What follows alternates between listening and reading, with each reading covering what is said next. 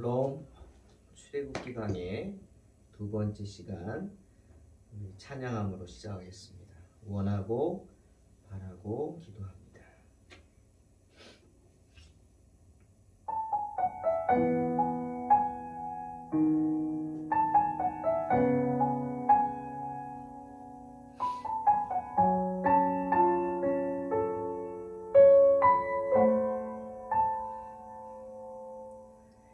이 세상을 살아가는 동안에 나의 힘을 의지할 수 없으니 기도하고 낙심하지 말 것은 주께서 참 소망이 되심이라. 하나님의 꿈이 나의 비전이 되고 예수님의 성품이 나의 인격이 되고 성령님의 권능이 나의 능력이 되길 원하고 바라고 기도합니다.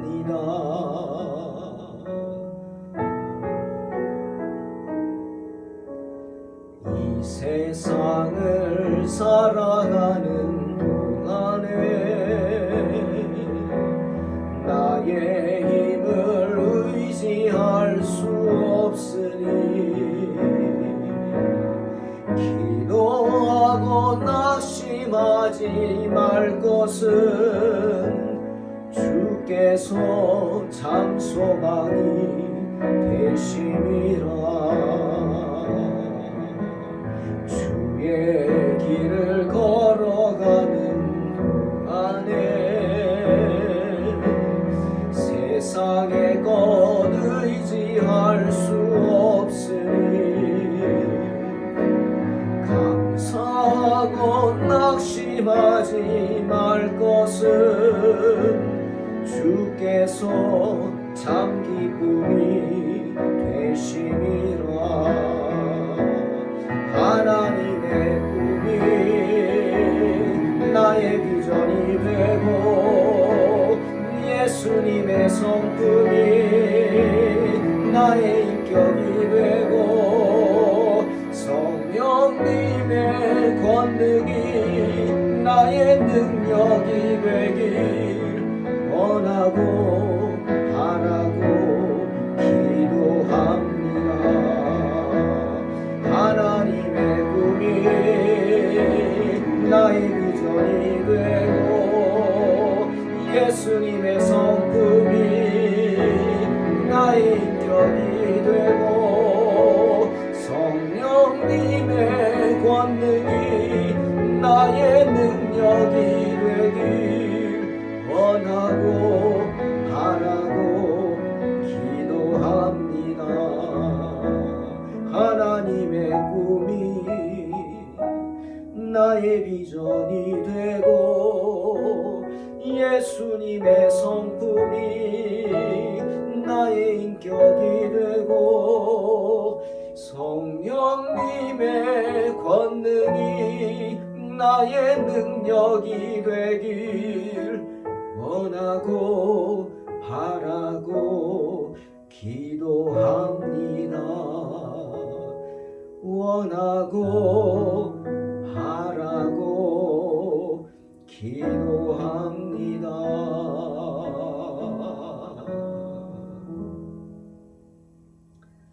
아멘. 출애굽기 1장 8절로 14절입니다. 봉독합니다.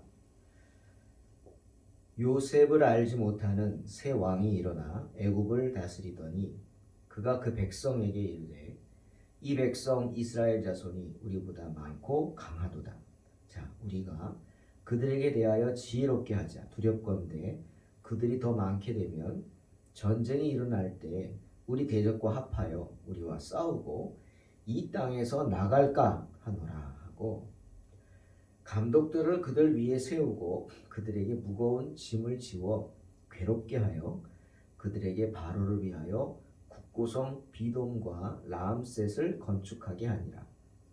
그러나 학대를 받을수록 더욱 번성하여 퍼져나가니 애굽 사람이 이스라엘 자손으로 말미암아 근심하여 이스라엘 자손에게 일을 엄하게 시켜 어려운 노동으로 그들의 생활을 괴롭게 하니 곧 흙 이기기와 벽돌 굽기와 농사의 여러 가지 일이라. 그 시키는 일이 모두 엄하였더라. 오늘 본문에서 모세는 이스라엘 백성들이 출애굽할 수밖에 없었던 그런 상황에 몰리게 되는 그런 이유를 말하고 있습니다. 왜 그들이 편안한 애굽에서의 삶을 포기하고 고된 광야를 향해 나아갈 수밖에 없었는가? 그 이유를 말하고 있죠. 이유가 무엇입니까? 한마디로 말하면 핍박 때문입니다. 핍박. 애굽의 핍박. 그리고 더 큰 이유는 비전 때문입니다. 비전. 비전이 뭘까요? 우리는 부모님들에 대해서 그렇게 말합니다. 참 부모님들은 자녀들을 위해서 희생을 많이 하셨다. 그렇죠. 부모님들 마음은 그렇습니다. 나는 고생해도 너만은 잘 살아야 한다.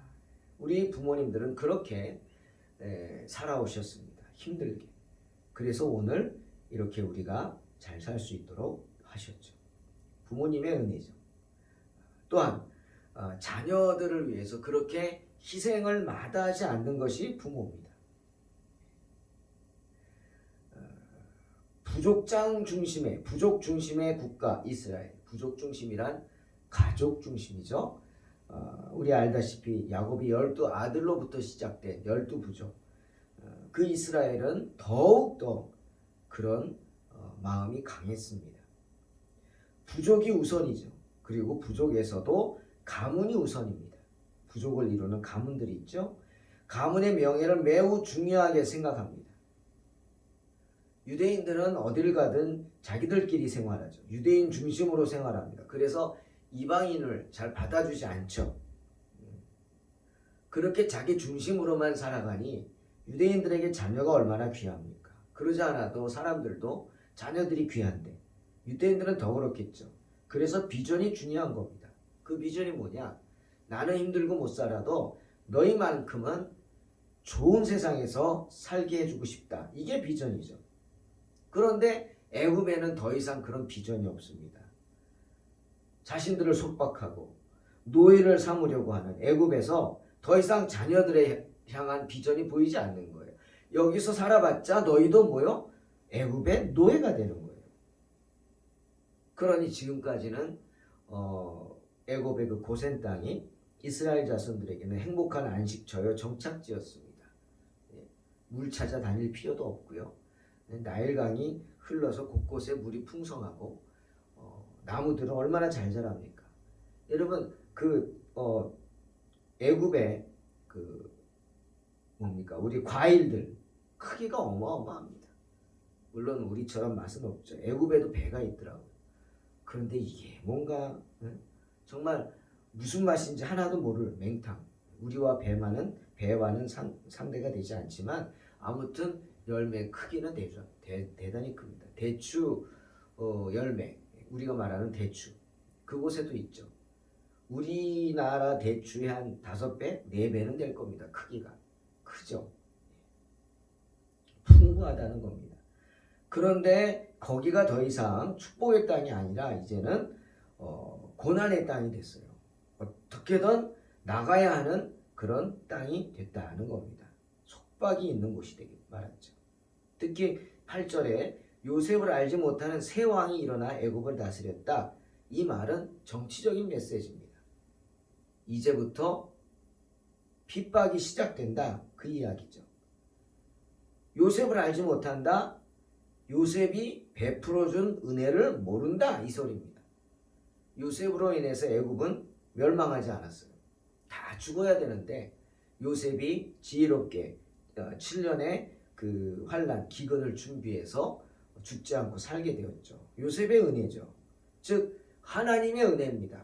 그런데 요셉을 알지 못한다. 그러니 요셉이 베풀어주는 은혜도 모르고 하나님의 은혜도 모른다.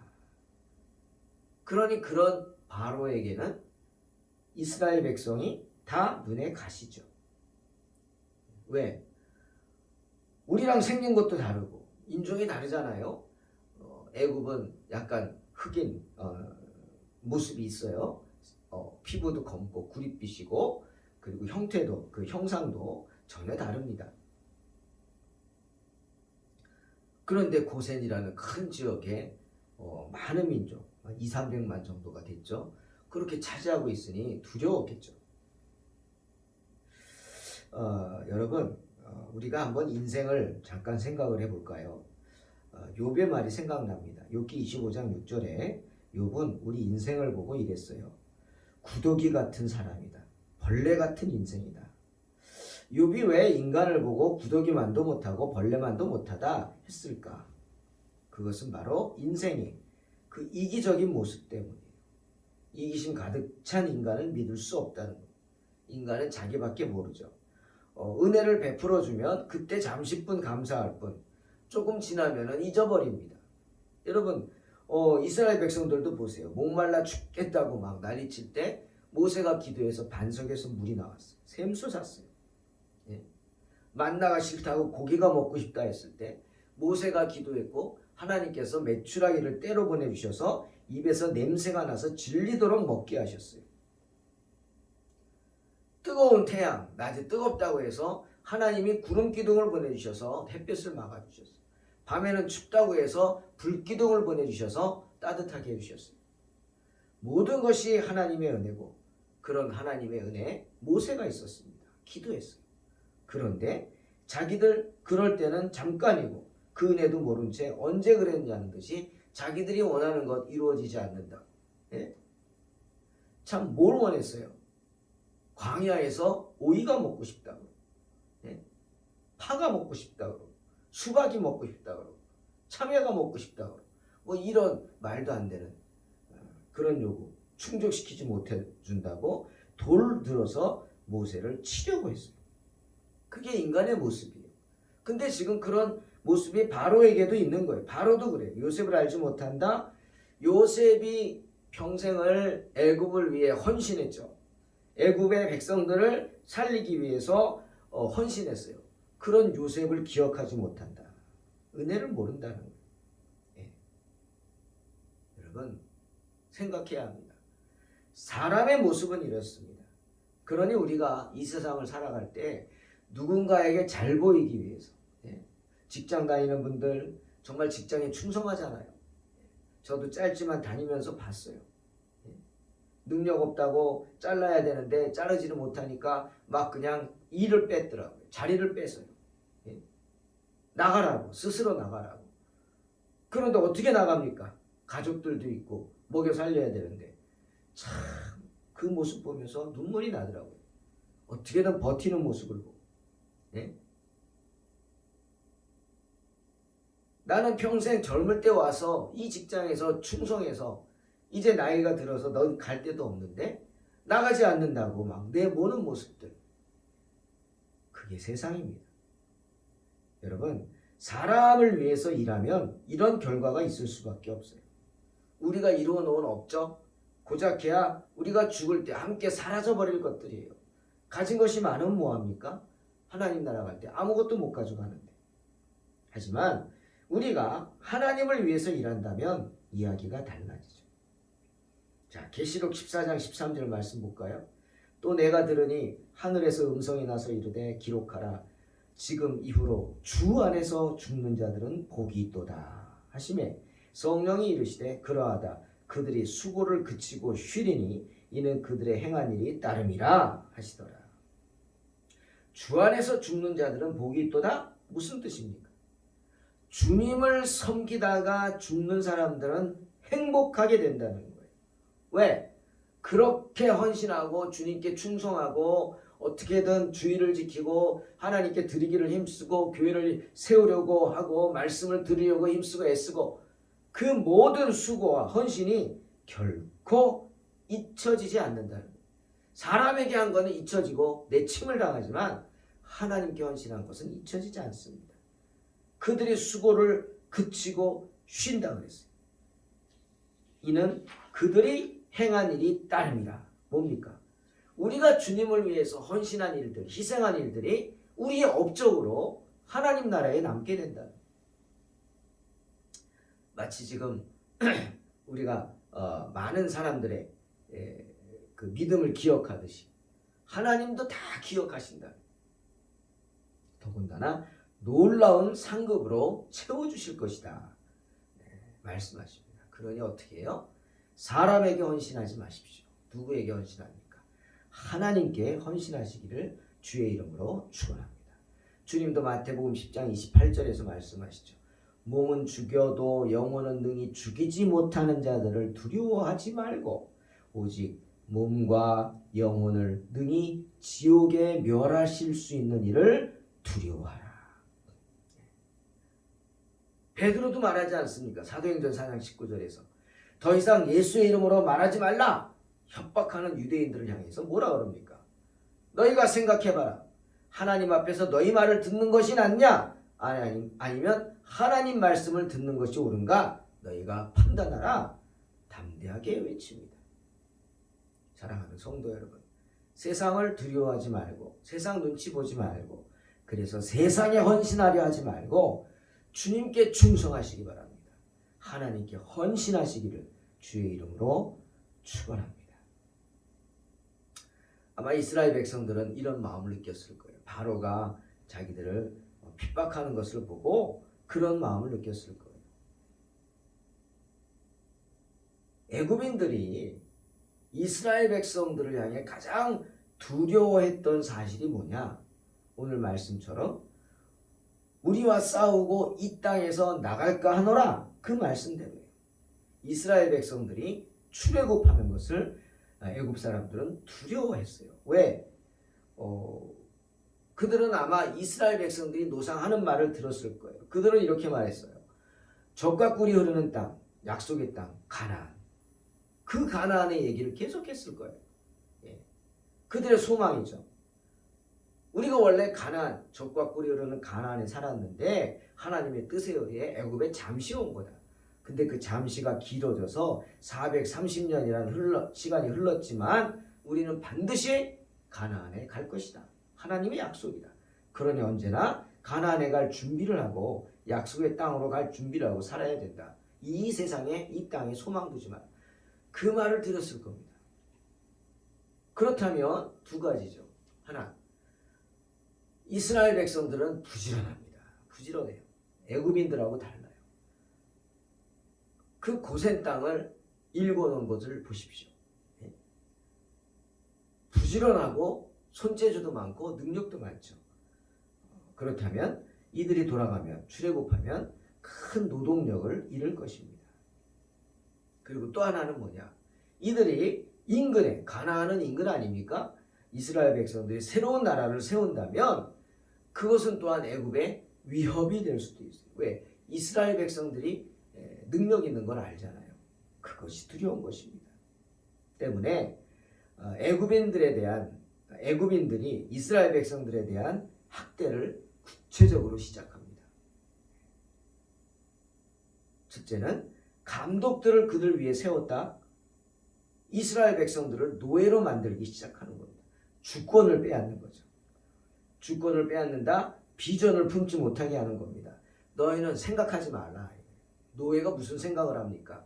그냥 일만 하는 겁니다. 여러분, 노예는 생각하지 않습니다. 종은 생각하면 안 돼요. 종이 판단하면 안 됩니다. 주인의 판단에 순종하고 따르는 게 종이지 종이 판단하려고 해서는 안 되는 거죠. 그러니 종을 만든다, 노예를 만든다는 것은 주권을 빼앗는다 그뿐이 아니라 비전을, 꿈을 꾸지 못하게 하는 거예요. 즉 이스라엘 백성들의 정신력을 파괴시키겠다 그 의미겠죠. 그 다음 또 하나는 무거운 짐을 지어 괴롭게 하자 그래요. 무거운 짐, 세금을 많이 부과시키는 거예요. 세금을 부과해서 그들이 가지고 있는 것을 다 빼앗자는 거죠. 그래서 이스라엘 백성들을 가난하게 만들겠다는 거예요. 여러분, 가난하면 비참해지죠. 그렇지 않습니까? 먹고 사는 걱정하는 것보다 더 비참한 게 없죠. 그들의 삶이 비참하게 되게 만들자는 거예요. 그 다음 또 하나는 그들에게 바로를 위하여 국고성 비돔 라암셋을 건축하게 하자. 뭡니까? 힘들게 하자는 거예요. 육체적으로. 어려운 노동으로 그들의 생활을 괴롭게 하니 곧 흙 이기기와 벽돌 굽기 농사의 여러 가지 일이라 그 시키는 일이 모두 엄하였다. 성경 말하죠. 사막 한가운데에다가 건축을 한다? 여러분 이거 보통 일입니까? 아무것도 없는 사막 한가운데 모두 다 지어 날라야 되지 않습니까? 네. 옛날에 뭐 트럭이 있는 것도 아니고 뭐가 있어요? 다 사람들이 일일이 손으로 지어 날라야 되는 겁니다. 이집트의 피라미드 보세요. 그런 거죠. 많은 사람들이 그 일을 하다가 죽죠. 그리고 그렇게 혹사시키니까 육체적으로 피곤해서 혹사돼서 수명이 단축됩니다. 또 힘드니까 소망도 잃어버리죠. 힘들어 죽겠는데 무슨 결혼할 의욕이 있습니까? 예? 무슨 결혼해서 자녀를 낳아요? 결혼해도? 자녀를 낳으면 뭐합니까? 또 노예가 될 텐데. 그렇게 만들자는 거예요. 이런 식으로 이스라엘 백성들을 힘들게 하고 그 가운데 또 이스라엘 백성들을 애굽의 우상들로 유혹해서 섬기도록 만들었습니다. 하지만 로마서 5장 20절에 바울이 그러죠. 그러나 죄가 더한 곳에 은혜가 더욱 넘쳐난다. 참 이 말씀이 은혜입니다. 죄가 많을수록 은혜가 많다는 거예요. 그러니 죄가 많은 곳에서 은혜를 포기하면 안 되죠. 그런 곳에 하나님이 더 은혜를 쏟아부어 주시기 때문이에요. 그런 환난과 핍박 속에서 그런 죄가 넘치는 곳에 이스라엘 백성들에게는 하나님의 은혜가 쏟아졌습니다. 그래서 이스라엘 백성들을 더욱 생육하고 번성하였습니다. 놀랍도록 증가하였죠. 학대를 받을수록 더욱 번성하고 창성해지니까 영적으로 특히 성장해서 성도들의 그 말씀을 사모하는 것을 보고 애굽 백성들이 두려워했던 거예요. 이스라엘 백성들은 그런 가운데 애굽인들의 유혹에 넘어가지 않고 애굽인들과 혼합되지 않으려고 더 애썼습니다. 왜? 하나님의 선민으로서 하나님의 백성으로서 애굽인들과는 나와 애굽인은 확실히 구별된 사람들이다 라는 그 마음으로 계속 구별된 모습을 유지해 왔다는 거예요. 특히 이스라엘 백성들은 애굽인들과는 다른 관습들을 가지고 있죠. 자신들만의 독특한 여호와 신앙의 관습들로 애굽인들과는 구별되어졌습니다. 그 예가 뭡니까? 모세입니다. 모세가 호렙산에서 하나님을 만났을 때 너 가서 이스라엘 백성들의 지도자가 되라 그랬을 때 모세가 그러죠. 40년이 지났는데 누가 알겠습니까? 제가 어떻게 그들 또 그 고통 속에 있는 사람들 여호와 신앙이나 있겠습니까? 이렇게 이야기하면서 안 된다 그랬을 때 하나님께서 모세에게 이렇게 말합니다. 아니 너 가서 이거 한마디만 하면 돼. 그게 뭡니까? 너희 조상의 하나님이 나를 보냈다 라고 말하라고. 여러분 이게 큰 의미가 있죠. 너의 조상의 하나님이 나를 보냈다. 그 말인즉슨 이스라엘 백성들이 조상의 하나님 즉 여호와 하나님을 섬기고 있었다. 계속해서 잊지 않고 말씀 그리고 기다리고 있었다. 언젠가 하나님께서 우리를 이 고난에서 출애굽시킬 하나님의 종을 보내주실 것이다. 소망을 품고 기다리고 있었다. 때문에 하나님은 모세에게 너희 조상의 하나님이 나를 보냈다 라고만 하면 된다 하신 겁니다. 그리고 또 하나 얘기하시죠. 내가 너희를 돌보아 너희가 애굽에서 당한 일을 확실히 보았노라 전하라고 하시죠. 즉 지금까지 너희가 이런 환난과 핍박에도 불구하고 믿음을 지키면서 믿음으로 어떻게든 이겨내려고 하는 그 신앙의 모습을 하나님이 다 지켜보고 계셨다 말씀하시는 겁니다. 그러면 그들이 내 말을 들을 것이다 말씀하십니다. 그러니 여러분, 이렇게 이스라엘 백성들이 그런 애굽의 핍박 속에서도 믿음을 지킬 수 있었던 게 하나님이 행하신 것이 아닙니까? 참 기이한 것이죠. 하나님의 능력입니다. 어떻게 그런 어려움 속에서도 믿음을 지킬 수 있을까? 참 기이합니다. 여러분, 이북의 그 핍박이 심한 곳에서, 성경책만 가지고 있어도 죽이는 세상에서 많은 믿음의 사람들이 골방에서 이불을 뒤집어 쓰고 전파 선교를 듣고 성경 말씀을 보고 눈물로 기도하고 예배를 드린다고 합니다. 목숨을 건 신앙생활이죠. 여러분, 어떻게 이럴 수 있습니까? 신기하지 않습니까? 네? 그게 바로 하나님이 하시는 일입니다. 하나님이 그렇게 행하도록 하시는 것입니다. 아마 이북의 문이 열리면 많은 교회들이 이북의 교회를 개척하고자 할 것입니다. 저희도 그런 소망이 있습니다. 저는 함경도를 가고 싶거든요. 제 아버님 고향이 함경도시고 함경도 가서 교회를 개척하고 싶은 마음이 있거든요. 분명히 그곳에도 하나님의 사람들이 있을 것입니다. 왜? 하나님이 행하시기 때문에. 애굽의 고센의 이스라엘 백성들, 그 고된 핍박 속에서도 믿음을 지키며 하나님의 종을 기다리고 있었다. 하나님이 하십니다. 사랑하는 성도 여러분, 우리는 흔히 이런 말합니다. 순교자들의 피가 교회의 씨앗이 된다. 맞아요. 순교자들의 피, 누구든지 믿음으로 믿음을 지키고 수호하는 사람들, 그런 사람들의 피가 교회를 만들어냅니다. 교회가 개척되기 위해서 많은 분들이 헌신하고 기도하고 자리를 지켰죠. 우리 동탄 소망교회도 마찬가지입니다. 지금 13년, 이제 14년째 들어가는데 그 시간 동안 하나님의 놀라운 은혜가 있었고요. 여기까지 왔습니다.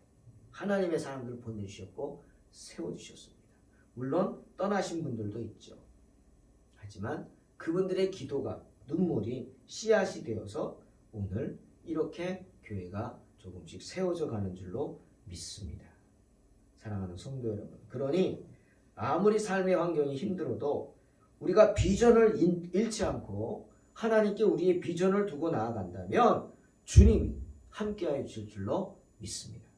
마침내 애굽에 있는 이스라엘 백성들에게 모세를 보내 출애굽시키듯이 하나님께서 우리가 비전을 잃지 않고 비전 가운데 주님과 더불어 나아간다면 우리의 꿈과 비전을 주께서 확실하게 이루어 주실 줄로 믿습니다. 이런 믿음으로 승리하시기를 주의 이름으로 축원합니다. 아멘. 기도하겠습니다. 하나님 감사합니다. 오늘도 주님께서 함께 하셔서 우리 가운데 역사해 주시니 감사합니다. 하나님, 우리의 부족함을 아십니다.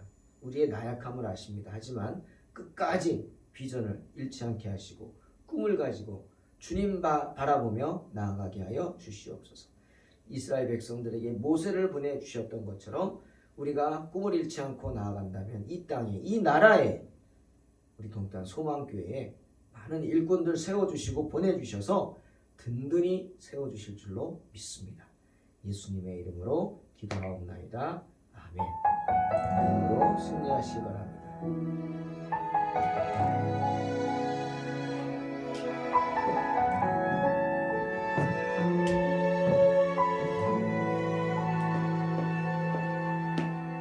이 세상을 살아가는 동안에 나의 힘을 의지할 수 없으니 기도하고 낙심하지 말 것은 주께서 참 소망이 되시니라. 하나님